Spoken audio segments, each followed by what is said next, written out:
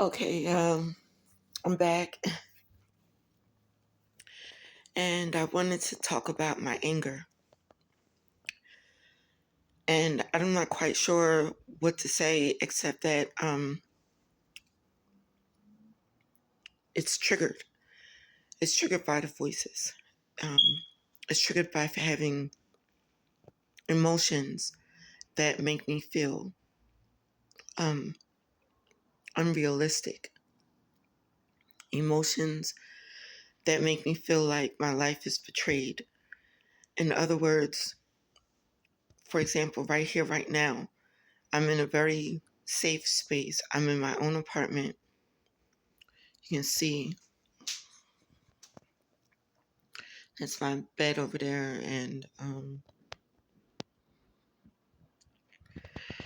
um, and then here's my window. It's a nice big window, and I can sit at the window. And I use my chair to sit at my window, and it's a good place. And I earned it by going through the application process to get this place. Um, I am on a subsidy right now, and I don't want to be. So I have a lot of stress around that, and I think maybe too I feel angry because I'm not as successful as I'd like to be. I don't have the financial freedom that I want, that I believe I can earn, and I mean my life started off with kind of just like repeating behaviors that my mother was exhibiting, which meant that I would get in and out of relationships with men, and I wound up having children.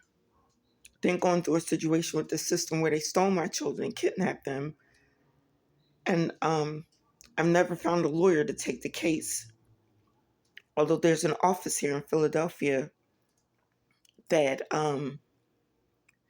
deals with this kidnapping situation by DHS, Department of Human Services, and child welfare offices or agencies.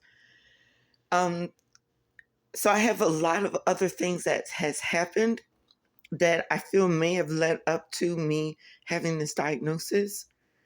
And this schizophrenia, like they're quiet again. When I talk like this, when I open up, then they're quiet. Um,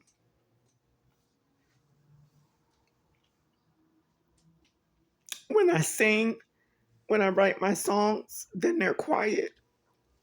And I don't feel as tired. I don't feel as angry or scared. And that's what I go through. I go through back and forth between fear or anger, and it can be very exhausting having those kind of emotions.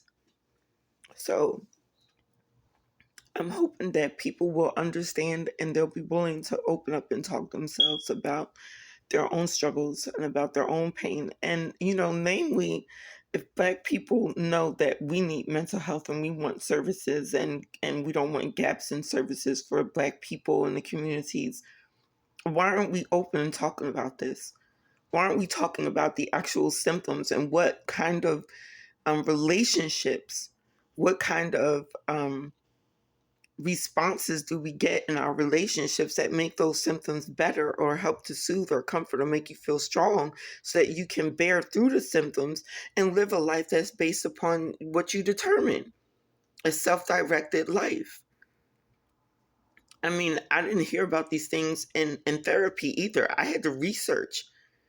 The therapists that I go to at JFK here in Philadelphia, they don't talk about being self-directed or um, financial freedom and independence for you and you're mentally ill. Like, that's just unheard of, right? Like, you shouldn't even think like that, right? You shouldn't even dream like that. You shouldn't believe that you can afford to take care of yourself in a decent, wholesome manner. Like, you should afford fruits and vegetables, fresh fruits and vegetables. And I just learned about that. The keto diet is like the best diet for severe mental illness. People have gotten better and off their meds. So I find that, and I don't know if white people feel like, well, black people don't want to talk. They don't want to open up. They don't want to share. They don't want to be vulnerable. They want to have this grandiosity kind of complex where they want to be perceived as being the best. They never enslaved anybody, so they're the best. So it's a lot going on inside my mind as to why I'm alone too. Why I feel like people don't want to open up, and why it's a big systemic issue. Right here, right now, I'm coming against the systemic issue by voicing this, by giving myself a platform, that I'm not alone, that there's a lot of other people who are suffering, and they're suffering worse because they have voices that tell them to kill people, or to destroy themselves, or to leave their homes. Sometimes I feel like running away. I do. Sometimes I do, but I don't know where it comes from. I don't know if it's a sense of this isn't real. This isn't real. I dissociate. I dissociate and I feel like things aren't real. Derealization and depersonalization. I think I have that on the spectrum more than schizophrenia. Because I'm aware, and it feels like a dream state. It feels like I go to sleep, like part of my brain just went to sleep, and I saw like a shadow whip past me. Now, probably nobody else saw that, it's, but with that whipping of it's almost like if you could see the wind move, and it just kind of diagonal movement. It was kind of like that, and it looked like smoke or a cloud, but it just moved really fast. And then I heard a voice, but sometimes the voices are muffled. I don't understand what they're saying. And I am going to get dressed. I'm working out. I'm trying to get in my workout right now. Each day, well, not each day, 3 times a week, Monday, Wednesdays, and Fridays. So I may not look my best right now, but I can pick it up and get into a real groove. Um, Thanks for listening. I hope you have a great day, and that you're willing to empower yourself with whatever is out there in the world, and know that your potential has not met its full expression yet. Thanks. Have a great one. Bye.